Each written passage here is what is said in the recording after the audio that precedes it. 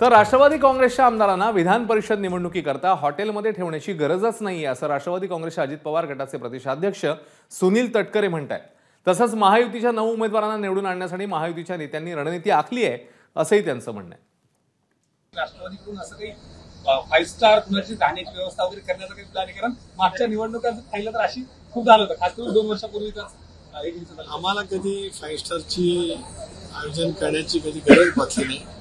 आमचा विश्वास आमच्या आमदारांच्या वरती नक्की त्या ठिकाणी आहे। महायुतीचे 9च्या 9 उमेदवार आणण्याच्या दृष्टीकोनातून आम्ही पूर्णपणाने महायुती म्हणून सज्ज झालेलो आहोत। स्वाभाविकपणाने भारतीय जनता पक्षाचे 5, शिवसेनेचे 2, राष्ट्रवादी काँग्रेस पक्षाचे 2 अशा 9 जागांची निवडून आणण्याची पूर्णपणाची खबरदारी महायुतीचे सर्व नेते आपापल्या स्तरावरती 100% त्या ठिकाणी घेत आहेत।